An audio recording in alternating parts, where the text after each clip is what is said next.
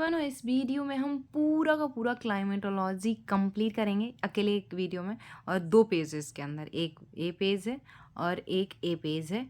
और यहाँ पे कोपेनहेगन के वर्गीकरण को भी समझेंगे और उसको मैप के अकॉर्डिंग भी देख लेंगे। सो आई होप कि आपको पूरी क्लियरिटी रहेगी। मैं एक बार ओवरव्यू दे देती हूँ कि हम क्या पढ़ेंगे। तो हवा हवा क्या होती है? हवा के पूरे क्षेत्र को हम वायुमंडल बोलते हैं। उसका संगठन, संरचना, उसकी जितनी भी परतें हैं, उनके जो भी इम्पोर्टेंट की पॉइंट्स हैं, और जो वायुमंडल होता है तो वो कैसे सूर्यताप से प्रभावित होता है। सूर्यताप क्या होता है? सूर्यताप की भिन्नता अलग अलग स्थानों पे अलग अलग होती है, तो भिन्नता के कारण क्या है? वायुमंडल गर्म और ठंडा कैसे होता है? ऊष्मा का वजन क्या है? और अल्वीडो किसे कहते हैं? कहाँ पे अधिशेष, कहाँ पे कम होता है? और तापमान जो है वो क्या है? उसको प्रभावित करने वाले कारक, वितरण क्या है? तापमान में जो ऊंचाई के साथ में अंतर होता है उसको सामान्यतः बोलते हैं। उसके विपरीत व्युत्क्रमण होता है, तो वो क्या है? कब होता है? कहाँ होता है? और उससे का फॉग से, प्रदूषण से क्या लेना देना है? इसके अलावा हम देखेंगे हवा, सॉरी सॉरी इसके अलावा हम जो देखेंगे वो देखेंगे हवा जो है जब ऊपर उठती है तो हम उसको संवहन कहते हैं। और संवहन कहते हैं ऊपर क्यों उठती है? सूर्यताप, मतलब इसको देखेंगे। अगर वो क्षैतिज चलती है तो उसको अपन मतलब पवन कहते हैं। पवन जो है जो वायु है, वायु और वायुदाब क्या होता है? जो पवन है, पवन को प्रभावित करने वाले कारक कौन से हैं? पवनें कौन कौन सी होती हैं? और फिर जब ये संवहन के रूप में ऊपर उठ रही थी, फिर अगेन इसी टॉपिक को ऊपर ले जाके इधर सेल वगैरह भी समझ लेंगे सब कुछ। फिर ये ऊपर जाएगी तो बाष्पीकरण हो रहा है। फिर बाष्पीकरण के बाद में ऊपर जाने के बाद संघनन होगा। संघनन से बादल बने। बादल कौन कौन से होते हैं? किससे वर्षा होती है? अगर वर्षा होती है तो कैसे कैसे होती है? वर्षा के प्रकार क्या क्या हैं? और जो वाताग्र होंगे उनसे भी वर्षा होगी। तो वाताग्र अगर मध्य अक्षांशों पे बनते हैं तो उन्हें कौन से चक्रवात कहते हैं? और निम्न अक्षांशों पे बनते हैं उन्हें कौन से चक्रवात कहते हैं? चक्रवात क्या होते हैं? और चक्रवात का जो शर्त है बनने की वो क्या है? चक्रवात के मतलब कि संगठन क्या है? फॉर्मेशन कैसे होता है? संरचना क्या है? प्रोसेस क्या है? इन सबको देखेंगे।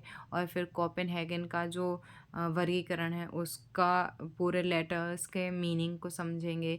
कहाँ पे कौन सा पाया जाता है इसको समझेंगे। तो हॉलिस्टिक अप्रोच में one of the fastest and मतलब बहुत फास्ट रिवाइज करने के लिए 1 मिनट रिवीजन नोट्स हैं ये, और 1 मिनट के अंदर रिवाइज हो जाएगा। सो जलवायु विज्ञान यानी जल और वायु का अध्ययन जिसमें किया जाता है, नॉर्मली हम उसको जलवायु विज्ञान कह देते हैं। जलवायु विज्ञान का मतलब ये होता है अब कि जलवायु लंबे टाइम की होती है और मौसम हर दिन के अनुसार बदलता है, हर महीने में, हर हफ्ते में बदल सकता है। तो जलवायु इसको बोलते हैं। अब जलवायु मतलब हवा। अब जल और वायु, वायु को उठाते हैं, वायु को देखते हैं। वायु मतलब गैसों का मिश्रण। अब गैसों का मिश्रण जो हो रहा है, अब वो आप खड़े हैं, ये पूरी पृथ्वी है, आप उसी के धरातल पे खड़े होंगे तो आपके अगल बगल में जो है पूरी पृथ्वी पे वैसे ही धरातल में फैली हुई है, तो वो पूरा मंडल कहलाएगा वायुमंडल। वायुमंडल का हम संगठन और संरचना देख लेते हैं। तो जो संगठन होता है वो गैसें, धूलकण और जलवाष्प होता है। अब क्वेश्चन कैसे पूछा जाएगा? तो क्वेश्चन मिश्रण से रिलेटेड आ सकता है। तो नाइट्रोजन कितनी है, ऑक्सीजन कितनी है, आर्गन कितनी है, CO2 कितनी है? इनका तो पता है मुझे कि आपको पता है, लेकिन क्या है, आर्गन ना भूल जाएं आपके। आर्गन सबसे ज़्यादा इंपॉर्टेंट है क्योंकि आर्गन सबसे मतलब कि आर्गन CO2 से ज़्यादा है, ये याद रखेंगे।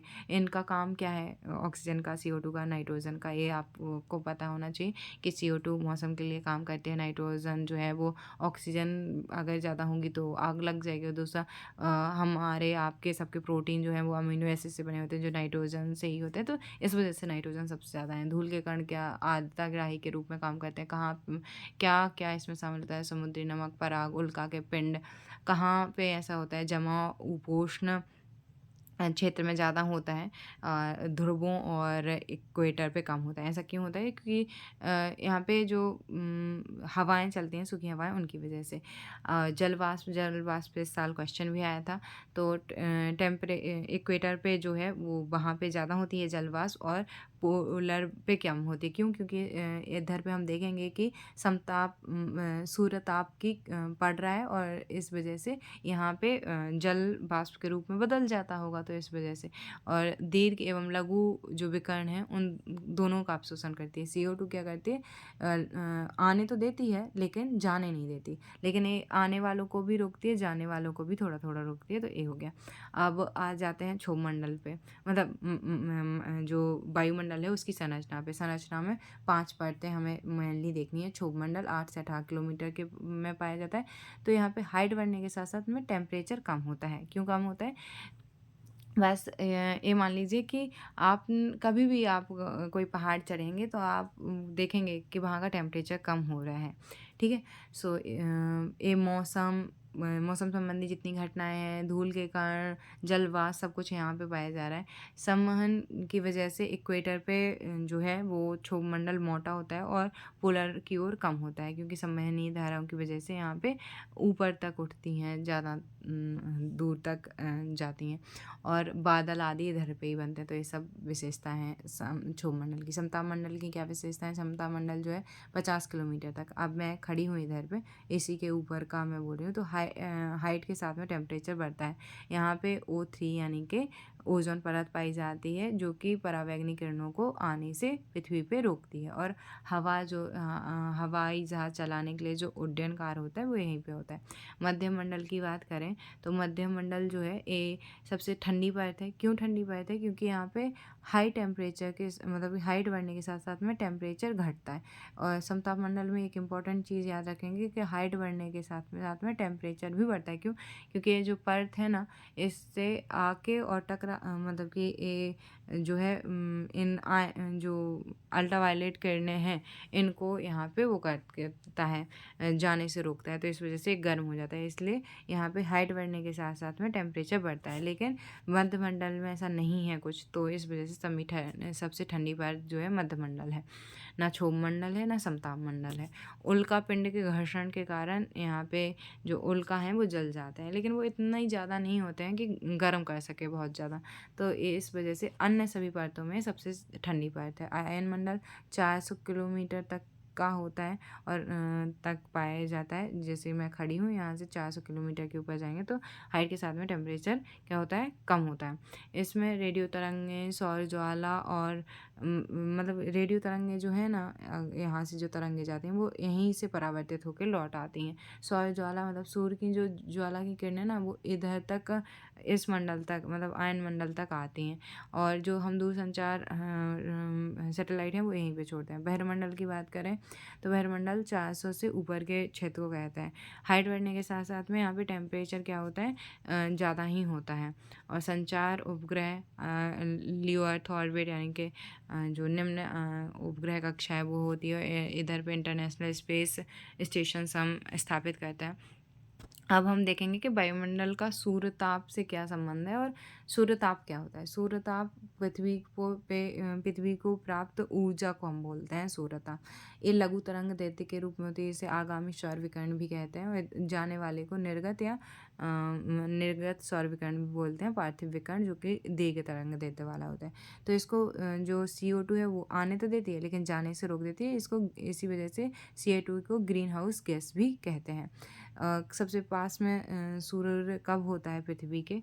तो ये मान लीजिए पृथ्वी है, ये सूर्य है, तो ये मतलब कि सबसे जो पास में होता है तो ये होता है 3 जनवरी को। कैसे याद रखिए, जनवरी पहले आती है और जुलाई बाद में आती है। तो 3 जनवरी पहले है तो पास में होगा, और दूर कब होगा? जुलाई दूर है, 4 जुलाई तो दूर होता है। तो लेकिन फिर भी इतना इम्पैक्ट नहीं पड़ता है। चाहे 4 जनवरी हो तब भी इतनी ज़्यादा हम सीधा 14 करोड़ होते हैं और 14 करोड़ किलोमीटर की दूरी पर होते हैं, और आप सौर में 15 करोड़ किलोमीटर की दूरी पे होते हैं। लेकिन फिर भी हमें उतना प्रभाव तो पड़ता नहीं है। क्यों नहीं पड़ता है? क्योंकि भिन्नता है हर जगह की, उत्तरी गोला दक्षिणी गोलार्ध की। तो वो क्यों है? क्योंकि पृथ्वी जो है वो हमेशा घूर्णन कर रही है। तो पृथ्वी की घूर्णन की वजह से नतिकोण, सूर्य की किरणों के साथ में अक्षांश रेखाएं जो है उनके कोण को नतिकोण कहते हैं। तो उनकी वजह से दिन की अवधि क्या है और सूर्य कहाँ पे है, जैसे कि अब दिन की अवधि किस पे निर्भर करती है कि सूर्य कहाँ पे कब, जैसे कि 21 जून को सबसे ज़्यादा बड़ा होता है कर्क रेखा पे दिन, और 22 दिसंबर को सबसे बड़ा दिन इधर पे होता है साउथ हेमिस्फेयर में, तो दिन की अवधि सूर्य पर निर्भर करेगी कि कहाँ पे कैसा है। और पारदर्शिता और स्थल विन्यास भी कारण बनते हैं, लेकिन उतने ज़्यादा नहीं। वायुमंडल का तापन, अब ये वायुमंडल जो है वो गर्म और ठंडा होता है। गर्म और ठंडा कैसे होता है? तो ये पृथ्वी है और ये सूर्य की किरणें आई, तो ये जो ये पृथ्वी गर्म हुई तो इधर की आसपास की पवनें भी गर्म हो जाएंगी, जिसे चालन कहेंगे। अब एक गर्म होंगी तो ऊपर की ओर उठेंगी, ऊपर की उठने को कहते हैं संवहन, और ये केवल और केवल क्षोभ मंडल में होता है। और अगर ये ठंडा है तो क्या होंगी? ऊपर जा रही थी, अभी अगर वो ठंडा है तो नीचे गिरेंगी ये पवनें। तो पवनें नहीं, हवाएं, सॉरी। पवन अगर गलती से बोल दूँ तो समझ जाना, क्योंकि पवन क्षैतिज चलती है, कभी भी ऊपर से नीचे नहीं चलती है। और ये जो हाई एल्टीट्यूड है वहाँ पे दैनिक मौसम का कारण बनते हैं। पार्थिव विकर्ण मैं बता ही चुकी हूँ कि अगर एक पृथ्वी गर्म है तो इधर के आसपास के कण भी गर्म होंगे, और इससे वायुमंडल गर्म होगा। और इस पे भी क्वेश्चन आया था, तो ये याद रखें कि वायुमंडल ज़्यादा गर्म किससे होता है? पार्थिव विकर्ण से। सूर्य ताप यानी कि लघु तरंग दैर्ध्य से कम होता है, इससे ज़्यादा होता है। विकर्ण की वजह से जो ये जो पार्थिव विकर्ण है वो मतलब कि वायुमंडल को गर्म कर देते हैं। विकर्ण द्वारा अंतरिक्ष में संचरित हो जाते हैं। क्या? ये विकर्ण। तो उससे ना तो गर्म होती है ज़्यादा, ना ठंडी होती है। और ये जो जल वाष्प है वो भी यही काम करती है कि ठंडा ना हो ना ज़्यादा गर्म हो। और इधर ओजोन परत भी उनको आने से रोकती है, परावैंगनी किरणों को। ठीक है, तो अब हमने ये समझा कि ये पृथ्वी है। आने वाले विकर्ण को सौर विकर्ण कहते हैं, लघु तरंग दैर्ध्य के रूप में होते हैं। जाने वाले को पार्थिव विकर्ण कहते हैं, और ये दीर्घ तरंग दैर्ध्य के रूप में होते हैं। ऊष्मा बजट की बात करें तो एल्विडो बादलों में मतलब कि बजट का सब लोग वो 100 यूनिट के साथ में बताते हैं। बस हमें कॉमन सेंस यूज करना है कि सौर विकर्ण जो आने वाला है, जो जाने वाला है, वो हमेशा 0 होना चाहिए। लेकिन हमेशा ऐसा होगा नहीं, और हर जगह नहीं होगा।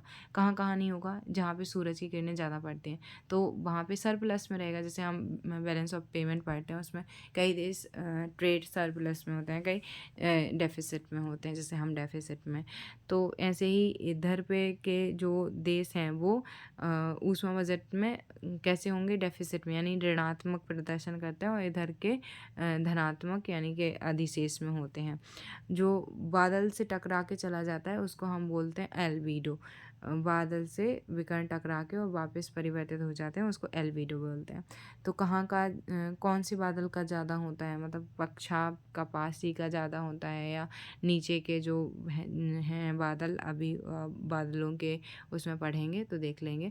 लेकिन क्योंकि पुनः वितरण होता रहता है हवाओं की वजह से, और धाराओं की वजह से, और अन्य कारणों की वजह से, इसलिए ज़्यादा ठंडा और गर्म हमें एहसास नहीं होता है। अब बात करते हैं कि तापमान क्या है। तो तापमान किसी भी चीज़ के गर्म और ठंडे होने की माप है डिग्री में। कभी भी आप ऐसा नहीं सोचते होंगे कि कितने सेल्सियस तापमान, मतलब कितना तापमान है, 20-50। आप साथ में ये सोचते हैं कि 50 degree Celsius, 20 degree Celsius, 30 degree Celsius, ऐसा। तो ये तापमान हो गया। अब ये तापमान हर जगह पे अलग अलग होता है। तो ये प्रभावित करने वाले कारक कौन से हैं? तो अक्षांश, क्योंकि इधर पे सूर्य ताप सीधा ही लंबवत सूर्य चमकता है, इस वजह से यहाँ पे जो है ज़्यादा टेम्परेचर पाया जाता है, यहाँ पे कम टेम्परेचर पाया जाता है।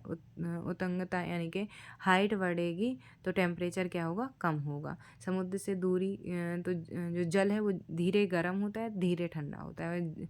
स्थल जो है वो जल्दी गर्म हो जाता है, जल्दी ठंडा हो जाता है। हवाएं और धाराएं इधर गर्म हैं तो इधर से ठंडे की ओर जाएंगे, तो इधर इनको पुनर्वितरण करने का काम करता है हवाएं, धाराएं। स्थानीय कारक भी कारक हो सकते हैं। वितरण की बात करें तो हम ताप को देख सकते हैं जुलाई में, और फिर दोनों हेमिस्फेयर में, नॉर्थ हेमिस्फेयर और साउथ हेमिस्फेयर में। तो जुलाई में क्या है कि यहाँ पे ही है, जून के आसपास में, कर्क रेखा पे। तो यहाँ पे ज़्यादा गर्म रहेगा, और स्थल और भी ज़्यादा गर्म रहेंगे उनके। और जो जनवरी है, जनवरी में नीचे चला जाएगा। तो विचलन जब जनवरी में ज़्यादा होगा, क्योंकि ये स्थल जो है ये नीचे की तरफ, यहाँ की जो समताप रेखाएं हैं वो नीचे की तरफ जाने की कोशिश करेंगे। समताप रेखाएं किन्हें कहते हैं? समान ताप कोई रेखाओं को जोड़ने वाले को समताप रेखाएं कहते हैं। ठीक है, तो ये जो ताप और ताप में अंतर कि मतलब रात में अधिक हो दिन में कम हो, या दैनिक तापांतर, ये तो हो गया। और एक होता है कि ऋतु के हिसाब से अलग अलग मौसम में, तो ध्रुवों की ओर तापांतर अधिक पाया जाता है, विषुवत पे कम पाया जाता है। तापमान में जब ऊंचाई के साथ में जो तापमान गिरता है उसको सामान्य हास्य दर कहते हैं। जब ऊंचाई बढ़ने के साथ साथ में तापमान भी बढ़ता है तो इसको ताप व्युत्क्रमण कहते हैं। ऐसा कब होता है? तो लंबी काली रात में होता है। लंबी काली रात हो लेकिन अगर स्वच्छ आकाश ना हो, मतलब बादल हो, तो क्या होगा, इधर जाएगी और इधर विकृत होगी और वापस विकृत कर देंगे ये बादल। तो इस वजह से आकाश भी जो है वो स्वच्छ होना चाहिए, शांत वातावरण होना चाहिए। क्योंकि अगर वातावरण सोचो कि हवाएं चल रही हैं तो भले ही इधर मतलब कि कैसा है, ठंडा क्षेत्र है, लेकिन और कहीं से इधर हवाएं आ जाएंगी और वो इस क्षेत्र को गर्म कर देंगी। कहाँ पे ऐसा? तो हमेशा ही ठंडी लंबी रातें ध्रुवों पे होती हैं। दूसरा, पर्वतीय क्षेत्रों में भी होते हैं। और विषुवत पे ऐसा कब होता है? तो सर्दियों में, जैसे भारत की बात करें तो विंटर सीजन में ऐसा होता है। फॉग बनता है ऐसे में, और प्रदूषण का कारण भी ये बन जाता है क्योंकि यहाँ से क्योंकि ठंडी है, गर्म होती है तो हवा ऊपर चली जाती है, तो प्रदूषण के जो कण होते हैं वो भी निकल जाते हैं। लेकिन इधर पे क्या है, ऊपर नहीं जा रहे, नीचे ही गिर रहे हैं, तो यहाँ पे और ज़्यादा रीजन हो जाता है प्रदूषण का, एक फॉग। ठीक है, और अब हमने देखा वायु। अब हम वायु का वो देख लेते हैं कि जो वायु है, अब कहीं वायु ज़्यादा है, कहीं वायु, आपके ऊपर भी हवा का एक दाब लगा हुआ है ना, तो उसको बोलते हैं वायु दाब। और ये समुद्र स्थल से मापा जाता है, बैरोमीटर में मापा जाता है। और ठीक है, और क्या ये मतलब कि ऊंचाई बढ़ने के साथ साथ में वायु दाब क्या होता है, कम होता जाता है। ताप और दाब दोनों ही हाइट के साथ में कम होते हैं, और अंदर गहराई में जाएंगे तो दोनों ही बढ़ते हैं। ठीक है, और क्या याद रखेंगे आप? आ जाइए इधर पे। हम वायु ताप देख लिया, वायु ताप कह दिया, गलती है, वायु दाब देख लिया हमने। अब हम हवा की बात करते हैं। तो हवा अभी ऊपर उठी, तो ऊपर उठेगी तो इधर मतलब कि पृथ्वी गर्म है, तो ये अगल बगल की हवा भी गर्म हो जाएगी, जैसे चालन कहेंगे। चालन होगा तो ये ऊपर की तरफ उठेगी, और इसको बोलेंगे संवहन। और बाष्पीकरण क्या होता है? जल का वाष्प में बदल जाना। ठीक है, तो संवहन क्या है? ऊपर की ओर जाना। तो ऊपर की ओर जाएगा तो इधर लो प्रेशर क्रिएट होगा, और इसको भरने के लिए हमें पता है कि हाई प्रेशर से लो प्रेशर की तरफ पवनें चलती हैं। लेकिन हाई प्रेशर से लो प्रेशर की तरफ क्यों चलती हैं? क्योंकि मतलब कि जहाँ पे कम होगी हवा, वहाँ पे ऐसा धरती के लिए ऐसा ही पानी बहता है ना, वैसे ही हमें ऐसा समझना है कि यहाँ पे जो है ज़्यादा हवाओं का संकेंद्रण है, यहाँ पे कम है, तो इस तरफ आएंगी जैसे कि पानी आता है। ठीक है, इस वजह से अब जब ये आएगा, ये बात चल रही है कहाँ की? पृथ्वी पे, जमीन की बात चल रही है। नीचे से ऊपर की बात नहीं चल रही है, आपके पाँव से आपके सिर तक की बात नहीं चल रही है। ये बात कहाँ की चल रही है? ये आप हो और ये आपकी बहन है, दूरी पे है, तो उसकी बात चल रही है। ये आप हो और आपकी बहन है, तो ये हाई प्रेशर से लो प्रेशर की तरफ जाएगा। लेकिन जब नीचे से ऊपर की बात होगी, ये ज़मीन है, एक ग्राउंड है, यहाँ पे आप खड़े हुए हो, और इससे ऊपर की तरफ जाएंगे तो ये ऊपर जाएगा, तो इधर हवा की कमी होगी, क्योंकि संवहन की वजह से हवाएं ऊपर जा रही हैं, तो इधर लो प्रेशर क्रिएट हो रहा है, ऊपर जाती जा रही हैं तो हाई प्रेशर। तो ऊपर और नीचे की बात हो तो नीचे संवहन धाराएं ऊपर चली जाती हैं, वहन हो जाता है इन धाराओं का, तो नीचे लो प्रेशर और ऊपर हाई प्रेशर क्रिएट होता है। लेकिन ज़मीन पे हाई प्रेशर से लो प्रेशर की तरफ चली गई। आई होप कि क्लियर हो गया होगा। अब ये पवनें जो हैं, ये हमने देख लिया कि क्षैतिज जब बहेंगी तभी इन्हें पवने कहेंगे। नीचे से ऊपर जाएंगे तो इन्हें क्या कहेंगे, संवहन कहेंगे, पवन नहीं कहेंगे। ठीक है। अब पवन तो एक किस पे निर्भर करेगा, दाब प्रवणता पे, कॉरियोलिस बल पे और घर्षण बल पे। दाब प्रवणता बल, अभी हमने वायु दाब देखा कि ज़्यादा हो कम हो तो उस तरह से उधर की तरफ चला जाता है। एक किसको दिखाता है दाब प्रवणता, गति को। अगर इधर का बहुत ज़्यादा है हाई टेम्परेचर, इधर पे लो प्रेशर बहुत ज़्यादा है, तो बहुत चांस है कि बहुत तेज़ गति होगी, और जितनी तेज़ गति होगी उतने ही ज़्यादा कॉरियोलिस बल से दिशा बदल देगी। अब कॉरियोलिस बल क्या है, तो कॉरियोलिस एक व्यक्ति का नाम था। इन वैज्ञानिक ने क्या बताया कि नॉर्थ हेमिस्फीयर यानी कि 0 डिग्री के ऊपर वाले क्षेत्र में क्या होता है कि हवाएं जो हैं, जो हवा चल रही होती है, इधर से इधर चले चाहे इधर से इधर चले चाहे नीचे की ओर चले, तो ये हवाएं क्या होती हैं क्लॉकवाइज मुड़ जाती हैं। कैसी मुड़ जाती हैं, क्लॉकवाइज। तो क्लॉक घड़ी कैसी चलती है, 1 2 3 ऐसे ही होते हैं ना घड़ी के वो कि 1 2 3, तो इधर इधर ऐसे चल रही होती है ना। तो इन्होंने बताया कि इधर पे कैसे चलेगी, क्लॉकवाइज। तो यहाँ से इधर की ओर हवा आ रही थी। क्यों हवा आ रही थी, अभी मैं बहुत फास्ट में बता दे रही हूँ। तो ये जब संबंध आ रहा का मैंने बताया कि ऊपर उठने को कहते हैं, लेकिन आपने क्वेश्चन नहीं किया कि ऊपर उठ रही है, क्यों उठ रही है।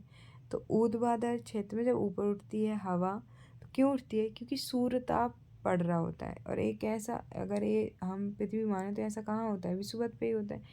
तो ऐसा सूर्य ताप की वजह से होता है। तो नीचे लो प्रेशर, ऊपर हाई प्रेशर बन गया। फिर क्षैतिज पे तो वही है, हाई प्रेशर से लो प्रेशर की तरफ जाएगा। अब इधर लो प्रेशर है और इधर पे अभिवहन की वजह से गिरेगी हवा और इधर बना देगी हाई प्रेशर, फिर वो हाई प्रेशर से लो प्रेशर, तो ये क्या सेल बन गया।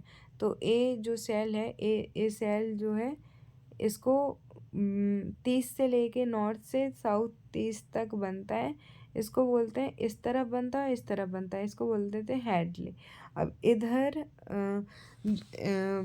जो है लो प्रेशर है। क्यों प्रेशर लो है, क्योंकि यहाँ से हवाएं ऊपर उठ रही हैं, राइट। तो इधर लो प्रेशर, इधर गिर रही हैं तो इधर हाई प्रेशर है। फिर इधर पे लो प्रेशर है। क्यों लो प्रेशर है, क्योंकि यहाँ से गर्म हवा जा रही है, इधर से ठंडी हवा जा रही है, गर्म हवा उठ जाती है और ऊपर चली जाती है, तो इधर और इधर दोनों साइड में चली जाती है। अब तो इस वजह से यहाँ पे 0 लो प्रेशर, 30 हाई प्रेशर, और इधर 60 पे लो प्रेशर, क्योंकि इधर पे भी संवहन की वजह से नहीं, लेकिन वाताग्र से गर्म और ठंडी वायु की वजह से ऊपर उठती हैं, इधर लो प्रेशर क्रिएट करती हैं, इधर हाई प्रेशर। ऐसे ही इधर पे हाई प्रेशर और फिर इधर पे लो प्रेशर और इधर पे हाई प्रेशर क्रिएट करती हैं।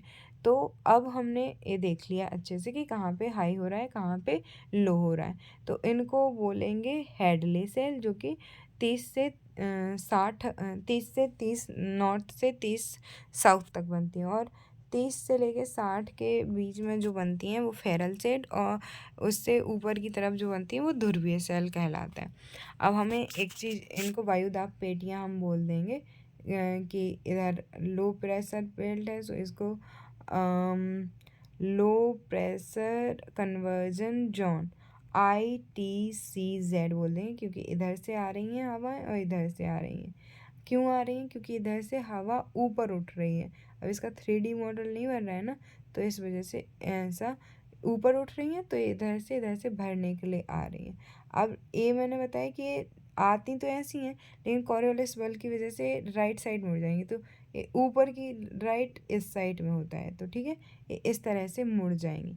और ये आ कहाँ से रही हैं, पूर्व की ओर से आती हुई दिखाई दे रही। इधर भी ये कहाँ से आती हुई दिखाई दे रही, पूर्व की ओर से दिखाई दे रही, लेकिन एक ऐसी हैं बाईं ओर मुड़ रही हैं, क्योंकि ये दक्षिण हेमिस्फीयर मतलब साउथ हेमिस्फीयर की हैं। तो ये आ लेकिन पूर्व से रही हैं, तो इन्हें पूर्व व्यापारिक पवने कहते हैं। ओके, अब पूर्व व्यापारिक पवने कहते हैं, और इन्हें ये चीज़ हो गई कंप्लीट। अब इधर पे ऐसे ही इधर से उस तरफ के लिए जा रहे हैं, तो अब ये इस तरफ, तो ये पश्चिम साइड मुँह है, और तो इनको हम पछुआ पवने बोल देंगे। इधर से फिर से ध्रुवों की तरफ से आ रहे हैं, तो ध्रुवीय पवने बोल देंगे। तो आई होप कि आपको क्लियर हो गया होगा। तो दाब प्रवणता गति को दिखाता है, कोरोलस दिशा को दिखाता है, नॉर्थ में हेमिस्फीयर में मतलब उत्तरी गोलार्ध में दाएं ओर और दक्षिण गोलार्ध में बाएं ओर मुड़ जाता है। जीरो कोरियोलिस बल है मतलब कि इधर क्या कहते हैं विषुवत पे, और ऊपर ध्रुवों की तरफ बढ़ने पर ये बढ़ता जाता है कोरियोलिस बल। पवनों की बात करें तो जो इधर की पवनें चल रही हैं वो पूर्व की ओर चल रही हैं तो इनको पूर्वा पवनें कहते हैं। ये जो है इनको पछुआ पवनें कहते हैं जो इधर से चल रही होती हैं, और फिर ऊपर से जो आ रही हैं ध्रुवीय पवनें कहते हैं। अब जो पछुआ पवनें हैं और इधर पे एक चीज़ आती है क्योंकि इधर पे आ रही हैं, दोनों तरफ से आ रही हैं, तो जहाँ आ रही हैं तो यहाँ पे बीच वाले क्षेत्र में तो आके और ऊपर ही उड़ जाएंगी, वो मिलेंगी ही नहीं, तो इधर डोलड्रम क्षेत्र कहते हैं जो कि शांत क्षेत्र होता है। ऐसे ही 30 पे बनेगा कि इधर से क्योंकि दोनों ही तरफ चली जा रही हैं, इस तरफ और उस तरफ, तो उधर पे भी शांति होगी, तो वहाँ पे 30 अक्षांश कहते हैं। ये जो पछुआ पवने हैं ना, ये गोलार्ध देखेंगे तो इधर नॉर्थ अमेरिका, इधर साउथ अमेरिका, अफ्रीका इधर, और ऑस्ट्रेलिया इधर, और एशिया इधर, यूरोप, तो इधर पे खाली क्षेत्र पड़ा हुआ है। तो इधर हवाएं धंडर से मतलब बहुत तेज़ तेज़ बहती हैं क्योंकि रोकने के लिए कोई महाद्वीप तो है नहीं, तो इस वजह से इन्हें चीखता साठा, प्रचंड पचासा, और गरजता चालीसा, ऐसे अक्षांशों के नाम है। तो ये पछुआ पवने, ठीक है। ध्रुवीय पवने बता ही दिया है कि ठंडी ही होती होंगी। अब अन्य पवने, स्थानीय पवने भी होती हैं।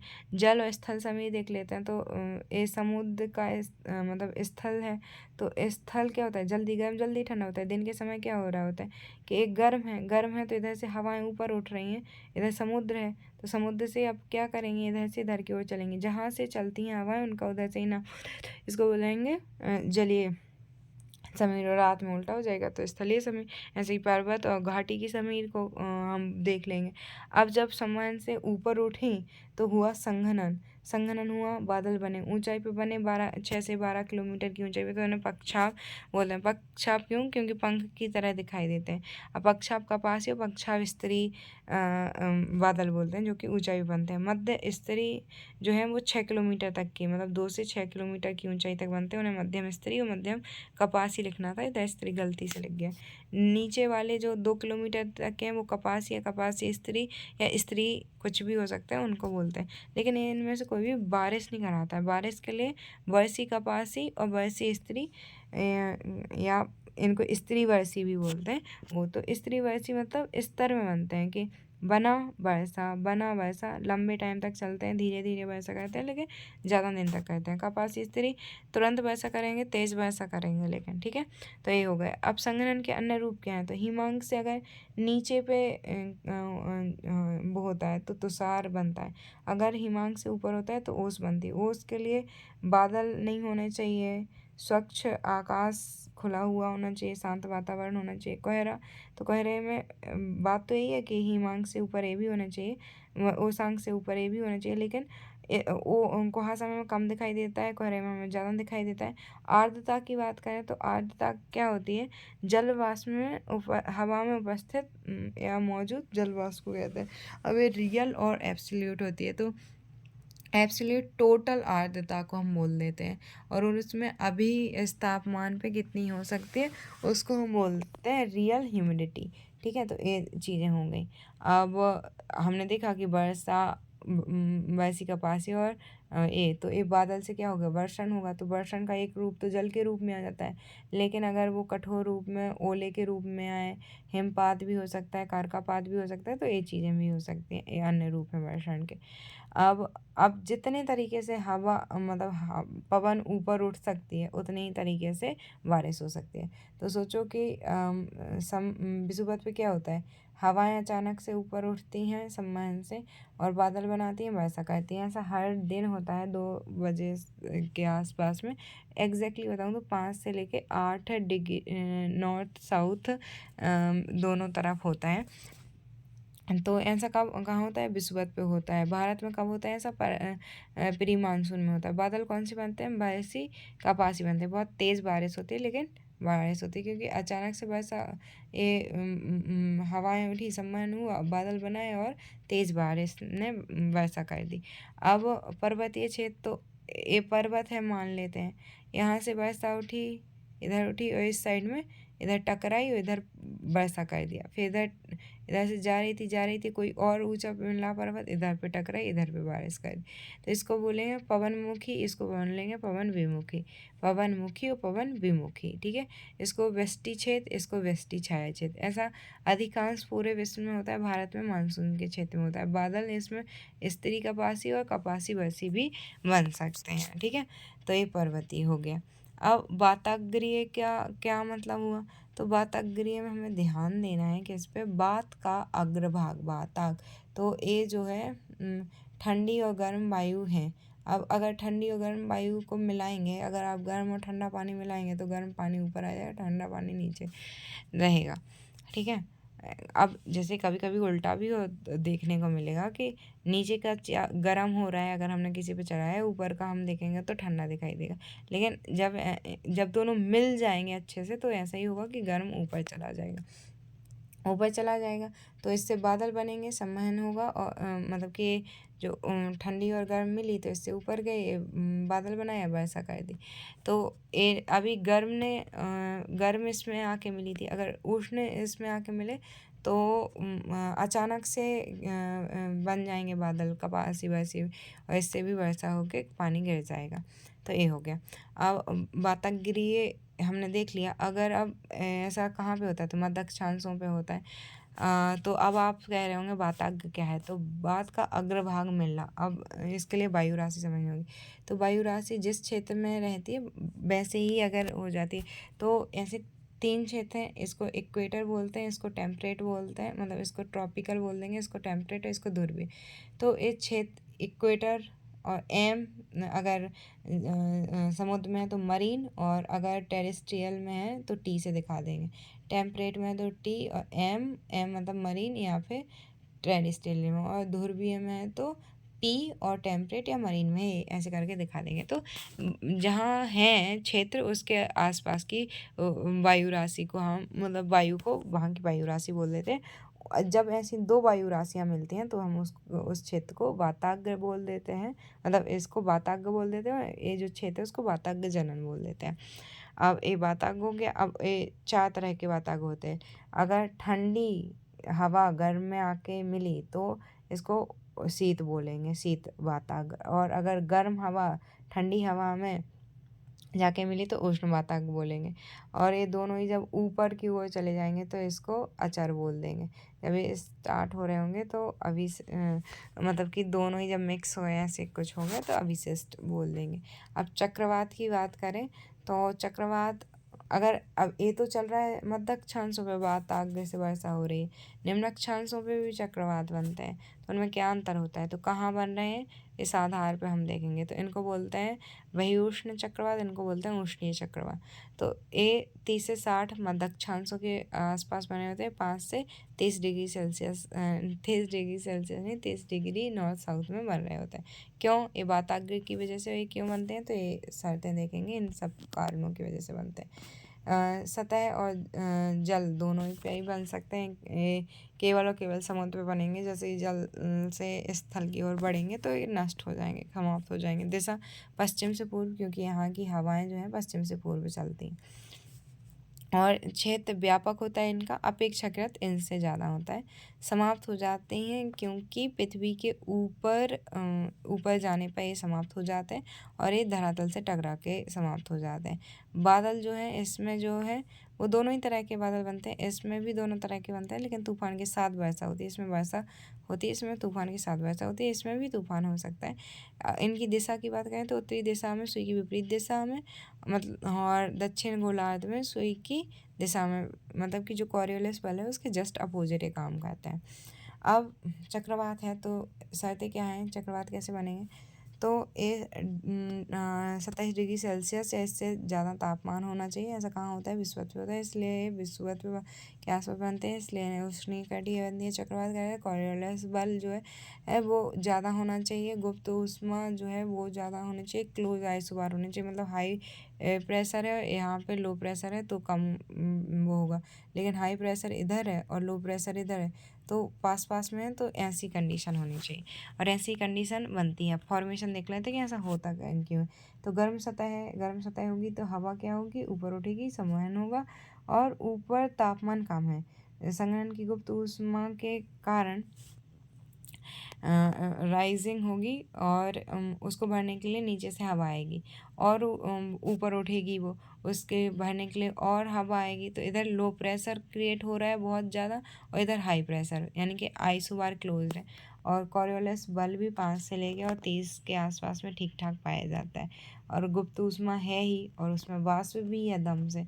तो ये तो संरचना देखें तो ये क्षेत्र तो जो जहाँ से उठ रही है इधर को तो पता भी नहीं हो, तो ये शांत क्षेत्र हो जाता है। इसके बाद में जो होता है वो अक्षुभित्ति कहलाता है, रैन बैंड होता है, फिर इधर वर्षा होती रहती है, खूब दम से वर्षा होती रहती है, दोनों ही तरह के वो होते हैं, तो ऐसे बन जाते हैं।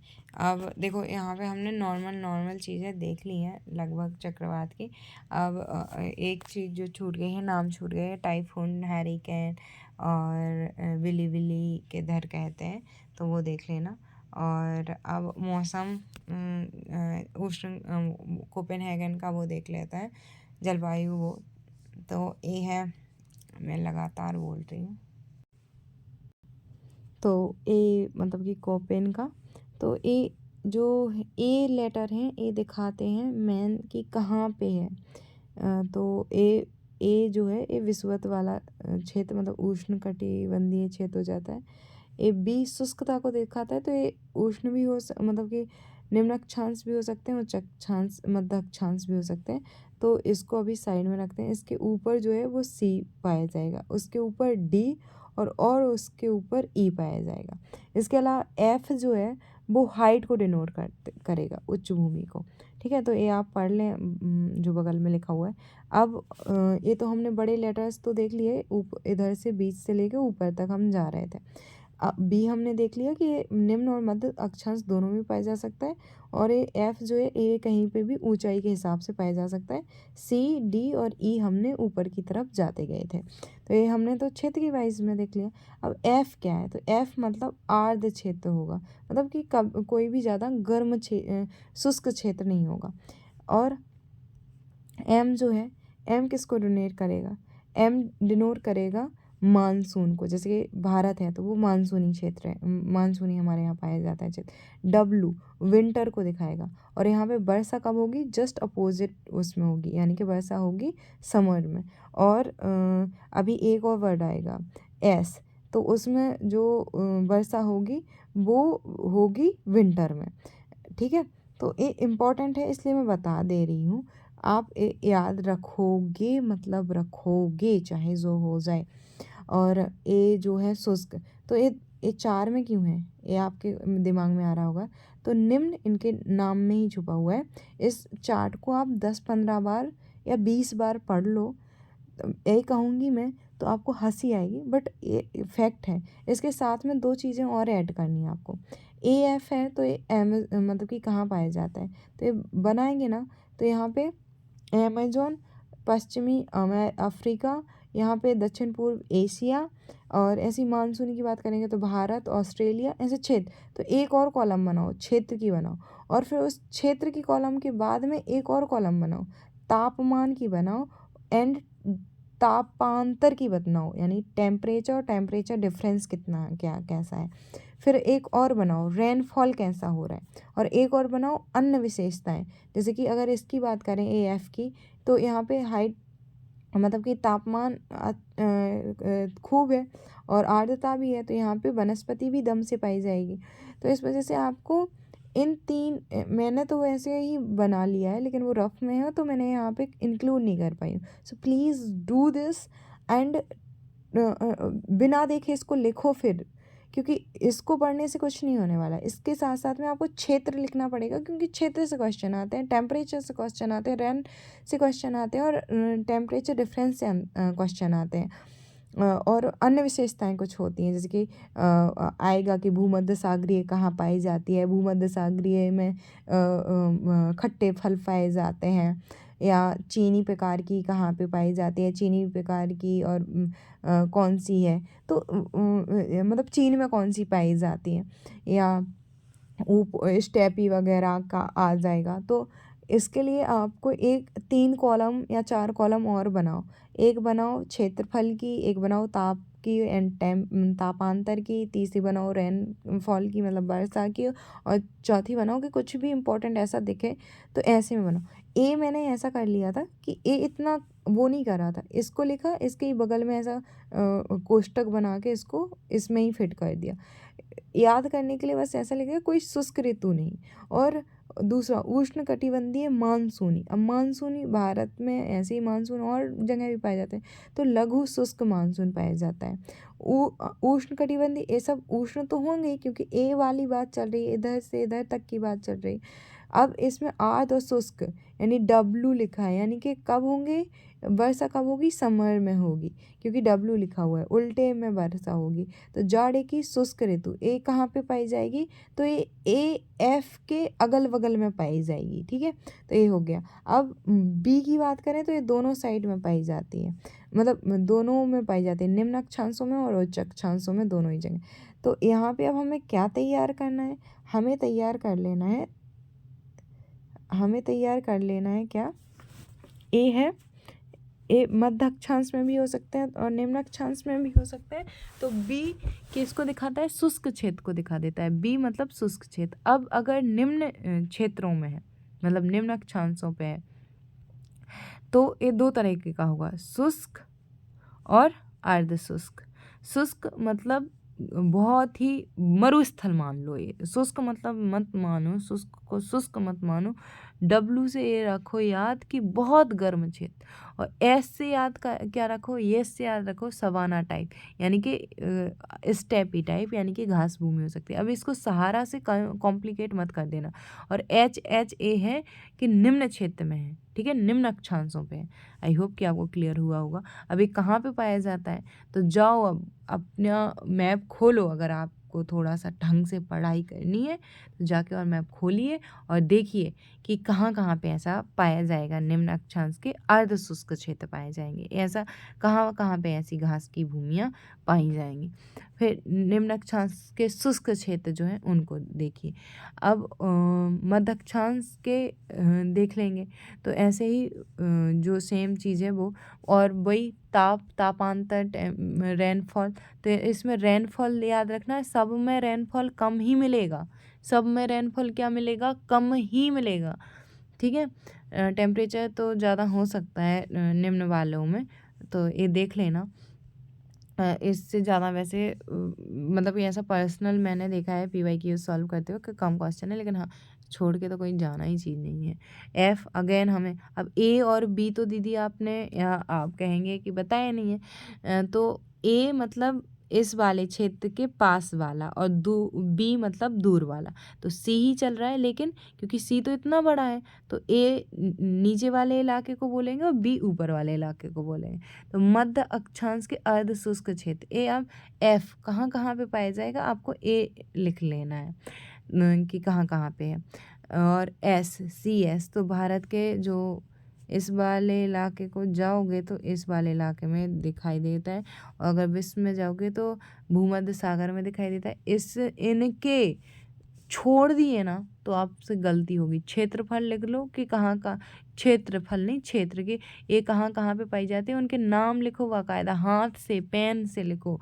और CS कहाँ पे पाया जाता है, और CFV कहाँ पे पाया जाता है, तापमान कितना है, तापांतर कितना है, वर्षा कितनी होती है, और अन्य स्थाएँ क्या हैं, ठीक है। तो ऐसे तैयार करो। समुद्रीय पश्चिम तटीय क्या होता है, डी उसके ऊपर वाली पाई जाएगी। अर्ध महाद्वीपीय, कोई शुष्क ऋतु नहीं, भीषण जाड़े, हिमवन जलवायु, और उप उत्तर ध्रुवीय, यानी कि भीषण जाड़े होंगे। एफ मतलब अर्ध, और डब्लू मतलब विंटर, यानी कि समर में थोड़ी बहुत वर्षा होगी तो होगी नहीं, मतलब होगी तो मतलब समर में होगी। अब शीत ऋतु तो एक ठंडा प्रदेश है, रियल में बहुत ठंडा क्षेत्र। हिम टोपी सदा हिम आच्छादित रहेंगे, क्योंकि ऊपर वाला इलाका है तो मतलब कि इस वाले इलाके में, लेकिन उसका भी ऊंचा वाला पार्ट, और एफ मतलब उच्च भूमि। तो इसको अब इसके लिए मेरे पास एक चीज़ है आपके लिए, वो है ए।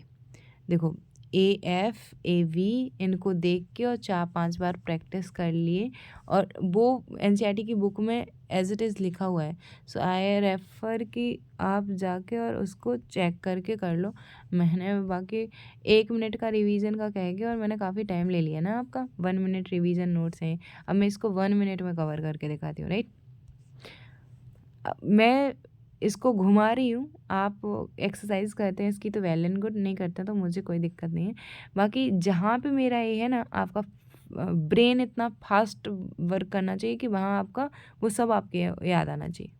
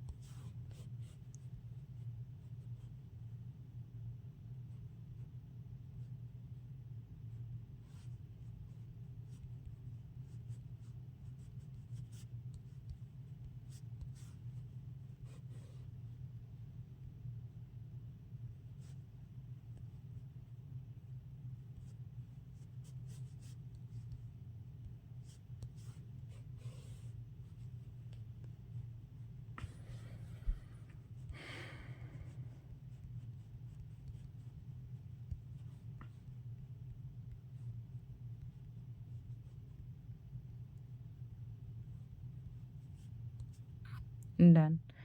आई होप आपको लगा होगा कि ऐसा तो पेन फेरने से ही होता है। आपको पता है मैंने 15 बार रिवाइज करा हुआ है। आई कैन गारंटेड कि मैं सेकंड्स में, और जो क्षेत्र में जो ऐसा पूरा पढ़ते हुए मुझे लगेगा कि इसमें टाइम लगा है, देन मैं उसी पार्ट को, पर्टिकुलर पार्ट को याद करूँगी।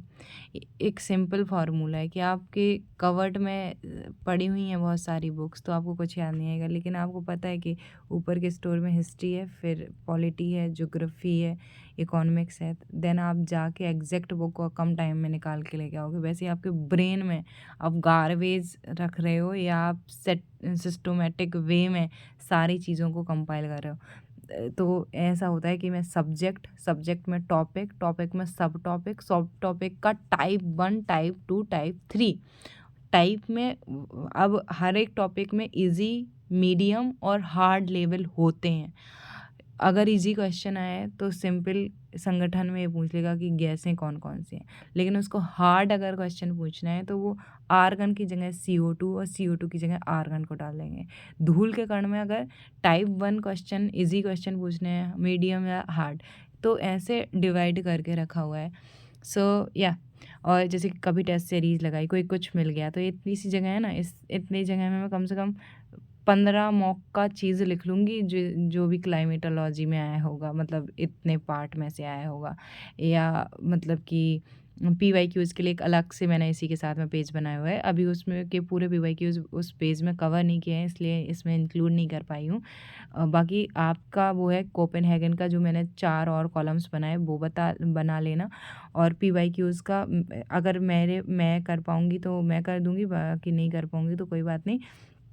टॉपिक वाइज ऐसे ही मैंने PYQs कंपाइल करे हैं 1-2 पेजेस में पूरे क्लाइमेटोलॉजी के, ऐसे मतलब अभी पूरे कंप्लीट नहीं हुए हैं, ऐसे रख लिए हैं स्क्रीनशॉट लेके। तो ऐसा आप खुद से भी कर सकते हैं, मॉक लगाएं तो उससे MCQs मिल जाएं एज इट इज़। अगर समझ में आ गया गुड, नहीं समझ में आया इसमें कवर नहीं है MCQ का डायरेक्ट। अगर पहले 10 पेज में होगा MCQs ऐसे वाले, फिर वो 5 में, 3 में, 2 में एक दिन कन्वर्ट होके आपके एग्ज़ाम से पहले 1 पेज में आ जाएंगे। सो आप खुद से भी कर सकते हो या मैं भी कर दूँगी। थैंक यू सो मच, मिलते हैं नेक्स्ट वीडियो में। आई होप कि फास्ट वे में मैंने आपका 1 सेकंड वेस्ट नहीं किया होगा, अगर किया होगा तो दिल से माफ़ी। All the very best for your exam, for your hard work. You are very hard working person, you are a very very क्या कह सकती हूँ मैं, अगर क्योंकि इतना ये वीडियो झेला नहीं गया होगा बहुत सारे लोगों से। थैंक यू सो मच, मिलते हैं नेक्स्ट वीडियो में।